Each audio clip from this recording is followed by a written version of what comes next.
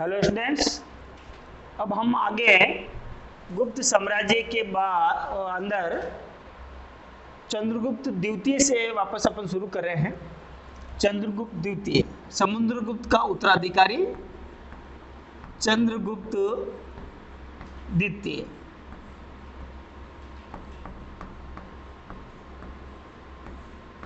इसकी अपन बात करते हैं। समुद्रगुप्त का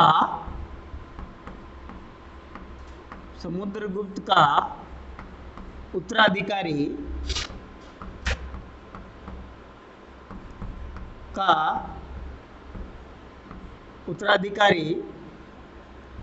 चंद्रगुप्त द्वितीय था। चंद्रगुप्त सेकेंड या द्वितीय था। इसने शकों को हराकर विक्रमादित्य की उपाधि धारण की।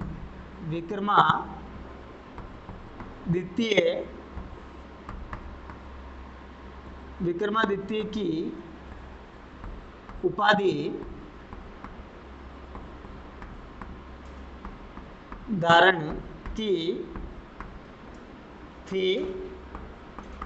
वापस बात करते हैं अपन समुद्रगुप्त, जिसके जिक्र हमने पूर्णतः विस्तृत रूप से पहले वाले वीडियो में किया था। समुद्रगुप्त के बाद में चंद्रगुप्त द्वितीय, यानी समुद्रगुप्त का उत्तराधिकारी चंद्रगुप्त द्वितीय था। इसने शकों को पराजित करके विक्रमादित्य की उपाधि धारण की थी। तो इतिहास में चंद्रगुप्त विक्रमादित्य के नाम से भी जाना जाता है। सम्राट अकबर की तरह इसके दरबार में भी 9 महत्वपूर्ण रत्न हुआ करते थे, जिनमें कुछ रत्नों के महत्वपूर्ण नाम देखिए आप, जैसे कालिदास है, वरामीर है, आर्यभट्ट है, धन्वंतरी है। इस प्रकार से इनके अंदर भी महत्वपूर्ण नवरत्न थे। अब इनके राजकवि की अपन बात करते हैं। चंद्रगुप्त द्वितीय का राजकवि, संस्कृत का प्रखंड विद्वान, संस्कृत भाषा का प्रखंड विद्वान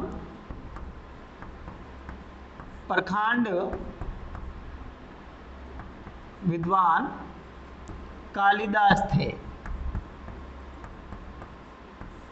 यानी चंद्रगुप्त द्वितीय के दरबारी कवि या राजकवि, संस्कृत भाषा का प्रखंड विद्वान कालिदास जी इनके राज्य कवि थे, दरबारी कवि थे, जिन्होंने अभिज्ञान शाकुंतलम, मालविकाग्नि मित्रम जैसे संस्कृत में महत्वपूर्ण ग्रंथ भी लिखे हैं। रघुवंशम, कुमार संभवम, विक्रम उर्वशीयम वगैरह ऐसे ग्रंथों की रचना भी इन्होंने की है।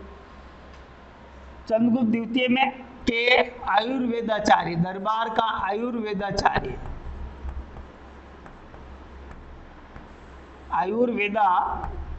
आयुर्वेद की जानकारी जिसका प्रसिद्ध व्यक्ति था धन्वंतरी।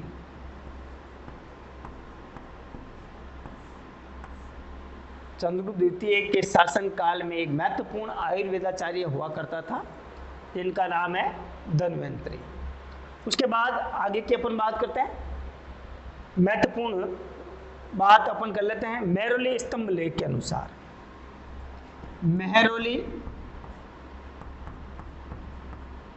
मेहरौली स्तंभ लेख से हमें विदित होता है, मेहरौली स्तंभ लेख से हमें विदित होता है या ज्ञान प्राप्त होता है कि चंद्रगुप्त द्वितीय के साम्राज्य का जो विस्तार है, साम्राज्य का विस्तार, इसने अपने सत्ता का विस्तार कहाँ तक किया? बाहलिक बैक्ट्रिया, यानी पश्चिम के अंदर तो इसने किया था बाहलिक बैक्ट्रिया से पूर्व में बंगाल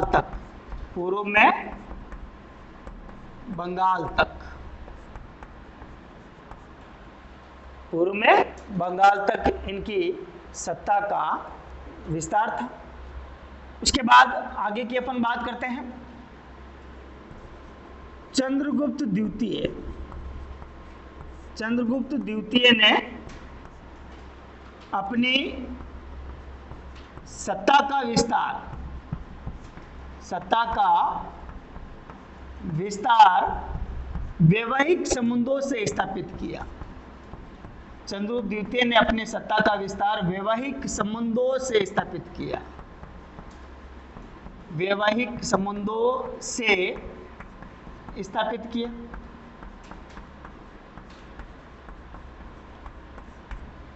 इसने स्वयं ने कुबेर नागा, जैसे वैवाहिक संबंधों की बात करें तो कुबेर नागा,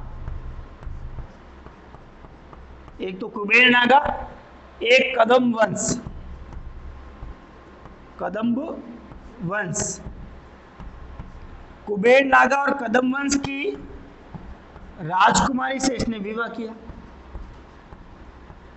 राजकुमारी से इसने विवाह किया।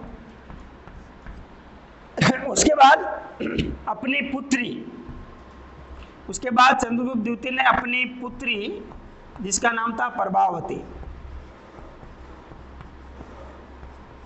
प्रभावती का विवाह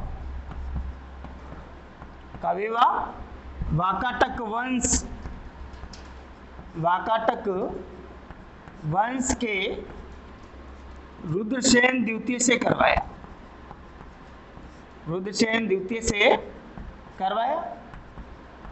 थोड़े समय बाद रुद्रसेन की मृत्यु हो गई। प्रभावती वहां की शासिका बनी और उस क्षेत्र को भी चंद्रगुप्त मौर्य ने अपने शासन में शामिल कर लिया था। तो इस प्रकार से ये महत्वपूर्ण बात चंद्रगुप्त द्वितीय से संबंधित है।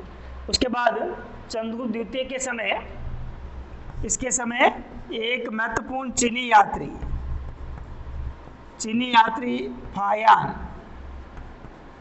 फायान भारत आया। फायान भी इसके समय भारत आया था। उसके बाद अगली बात करते हैं अगले शासक से। चंद्रगुप्त द्वितीय के बाद में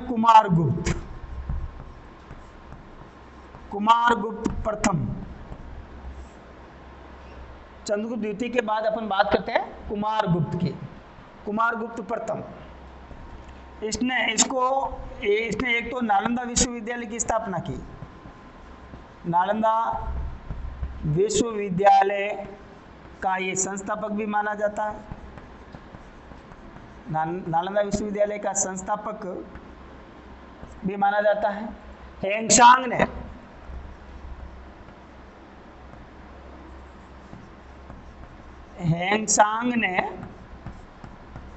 ने इसे शक्रादित्य भी कहा है। हेंगसांग ने इसे शक्रादित्य भी कहा था। यह भी एक महत्वपूर्ण कड़ी है। यानी चंद्रगुप्त द्वितीय के बाद में कुमारगुप्त प्रथम, जो महेंद्रादित्य भी कहलाया,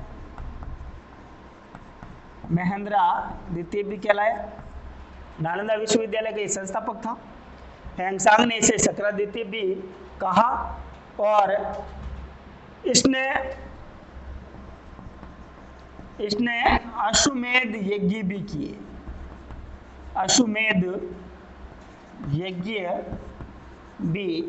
किए। और महत्वपूर्ण जानकारी कि स्कंदगुप्त की महत्वपूर्ण जो जानकारी है वो भीतरी अभिलेखों में भी मिलती है। तो इस प्रकार से यह हो गया आपका कुमारगुप्त प्रथम, जो नालंदा विश्वविद्यालय का संस्थापक। इसको महेंद्रादित्य भी कहा जाता है। हेंगसांग जो एक चीनी यात्री था ने इसे शक्रादित्य भी कहा था। उसके बाद इसने अश्वमेध यज्ञ भी किया था। तो इस प्रकार से एक महत्वपूर्ण शासक हुए। अब हम आगे की बात करते हैं स्कंदगुप्त की। स्कंदगुप्त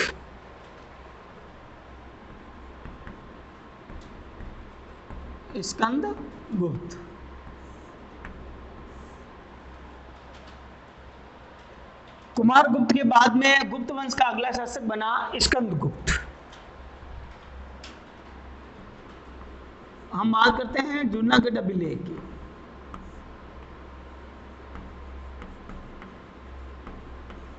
जूनागढ़ अभिलेख के अनुसार हम बात करते हैं कि स्कंदगुप्त ने राज सिंहासन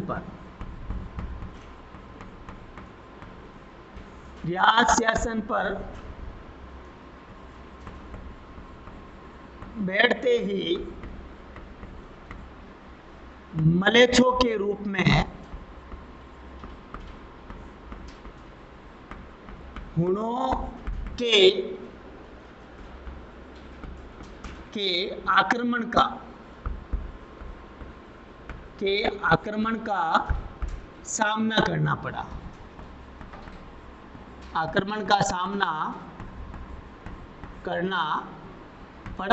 नंबर 1 बात।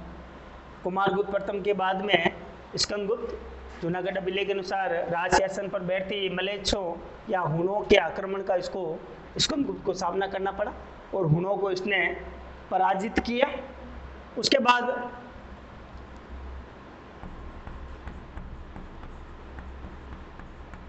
सौराष्ट्र में इसने पर्णदत्त को गवर्नर नियुक्त किया।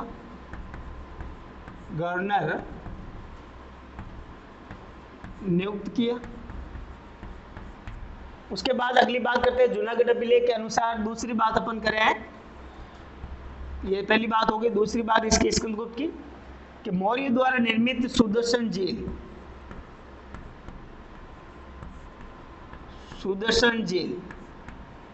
चंद्रगुप्त मौर्य द्वारा निर्मित सुदर्शन झील, जिसका भारी बारिश के कारण ये झील थोड़ी सी तहस-नहस हो गई थी, नष्ट हो गई थी, तो इसका पुनरुद्धार करने का कार्य भी स्कंदगुप्त ने करवाया था। जैसा कि इसका सुदर्शन झील के पुनरुद्धार का जिक्र जूनागढ़ अभिलेख में भी मिलता है। इसमें ये बिल्कुल स्पष्ट रूप से बताया गया है और स्कंदगुप्त की अन्य जानकारी भीतरी अभिलेख में भी मिलती है। सुदर्शन झील का जीर्णोद्धार स्कंदगुप्त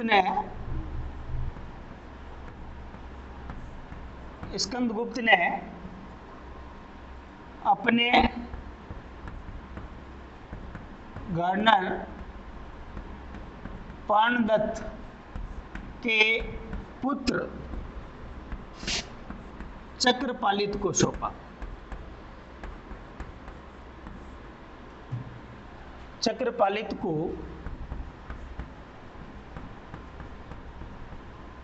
जीर्णोद्धार या पुनरुद्धार भी कह सकते हैं, पुनरुद्धार का कार्य इसने सौंपा। रुद्रदमन के जूनागढ़ अभिलेख में लिखा हुआ है कि मौर्य द्वारा निर्मित सुदर्शन झील का सबसे पहले जीर्णोद्धार या पुनरुद्धार रुद्रदमन ने किया था। लेकिन 10th क्लास के पाठ्यक्रम में भी ये दे रखा है कि जूनागढ़ अभिलेख के अनुसार स्कंदगुप्त राज सिंहासन पर बैठते ही मलेच्छों हुणों के आक्रमण का उसको सामना करना पड़ा। फिर हुणों को उन्होंने पराजित किया, फिर राज सिंहासन पर पुनः बैठा। सौराष्ट्र में उसने पर्णदत्त को अपना गवर्नर नियुक्त किया।